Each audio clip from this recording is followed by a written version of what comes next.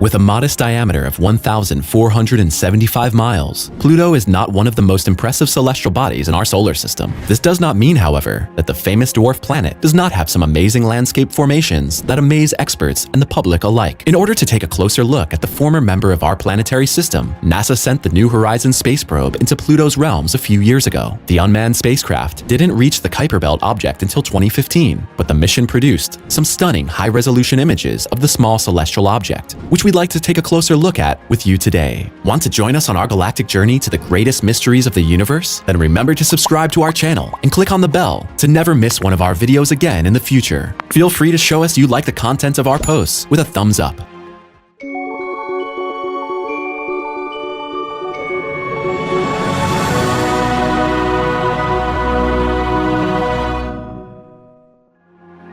Pluto.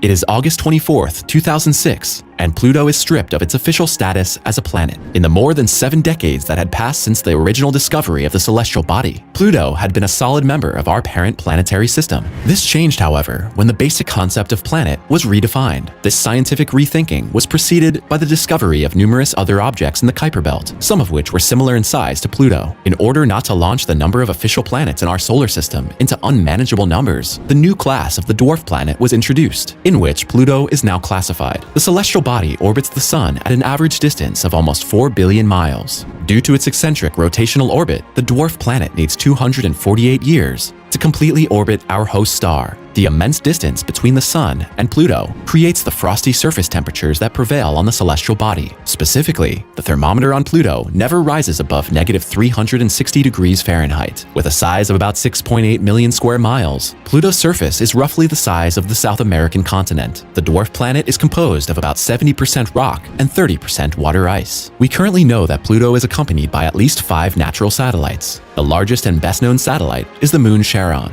The satellite, which was discovered in 1978, has a diameter of about 750 miles. Thus, Charon is more than half the size of Pluto itself. Because of this striking size ratio, it is often referred to as the double system Pluto-Charon. In contrast to the Earth-Moon system, the center of gravity around which the two celestial bodies orbit is not located inside the dwarf planet, but outside Pluto. Stunning images.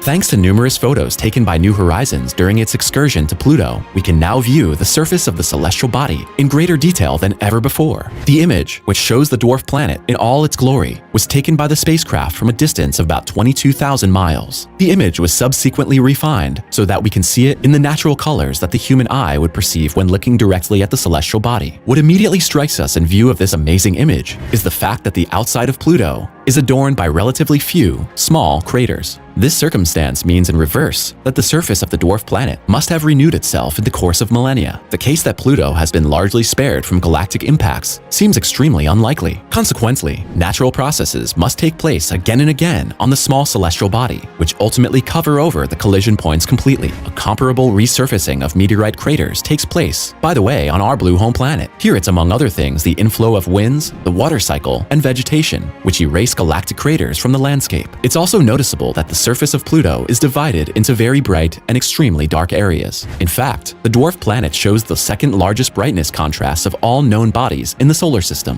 Only on Saturn's moon Iapetus do we find even more pronounced light differences. The Sputnik Plain.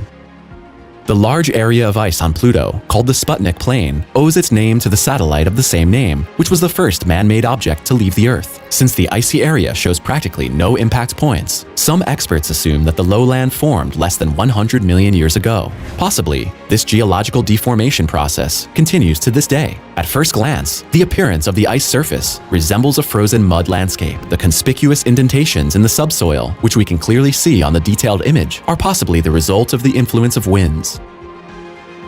Fascinating mountains. Not less interesting than the images of the icy Sputnik lowlands are those showing the icy mountains on the surface of Pluto. The smooth surface of the so-called Sputnik Plain flows into a fascinating mountain range, which in terms of its dimensions, really has nothing to be ashamed of in comparison to our terrestrial mountains. Among the most imposing elevations on Pluto are the Norgay Montes, which rise up almost 11,500 feet, and the Hillary Montes, which extend along the western edge of the Sputnik Plain, in turn towering almost 5,000 feet above their surroundings. In all probability, the formations are not made of conventional rock, but of water ice. At the freezing temperatures that naturally prevail on the dwarf planet, water ice can become as hard as rock. How exactly these amazing ice elevations developed on the small celestial body is still an unsolved mystery for scientists, especially the fact that Pluto is not in the sphere of influence of a more massive celestial object, which could deform the crust of the dwarf planet. This causes big question marks for experts. Detailed surface structures. This high-resolution image of Pluto's natural surface structures shows us what the galactic face of the dwarf planet looks like in detail. At the core of this color-enhanced mosaic image, we can see a landscape strip about 50 miles wide that stretches from the edge of the so-called Badlands to the icy areas of the dwarf planet. Crun Macula. On the right edge of this amazing image, we see the dark highlands informally known as Crun Macula. What immediately catches our eye while looking at this picture is the dark red coloration of the corresponding area. The experts assume that this coloring is caused by tholin. This is a mixture of organic molecules such as hydrogen, carbon, and nitrogen. This complex compound is said to be particularly abundant on Pluto, and thus gives the dwarf planet its characteristic reddish-brown appearance. Crun Macula, meanwhile, towers about 1.5 miles above the rest of the landscape. Particularly striking are the numerous interconnected pits that characterize the area. The corresponding formations have diameters of 5 to 8 miles and reach depths of about 1.5 miles. The atmosphere of the dwarf planet. Pluto has an extremely weak atmosphere. The thin, natural protective shell that surrounds the celestial body is largely composed of nitrogen. The remaining components are carbon monoxide and a small amount of methane. Thanks to information gathered by NASA's New Horizons spacecraft during its mission, we know that Pluto's atmosphere extends about 1,000 miles above the dwarf planet's surface. The carbon monoxide it contains, in turn, has an intrinsic temperature of -364 degrees Fahrenheit. This also corresponds roughly to the temperatures that prevail there on the ground. This is despite the fact that the deepest layers of the natural protective shell are significantly warmer, with a temperature of -292 degrees Fahrenheit. Experts believe that the colder surface temperatures are due to the evaporation of methane, which changes from a solid to a gaseous aggregate state. Pluto's North Pole. When we take a look at Pluto's North Pole, we once again become aware of the geological diversity that prevails on this small celestial body. The northern polar region is crisscrossed by long canyons. The largest of these natural landscape formations has a considerable width of about 47 miles. The canyons near this gaping formation, however, are about 6 miles wide. The canyons at the North Pole of the dwarf planet seem to be much older than the canyon systems we find in other areas of Pluto. Scientists see in the existence of the polar canyons an important proof for an ancient tectonic period on the celestial body. Canyon system.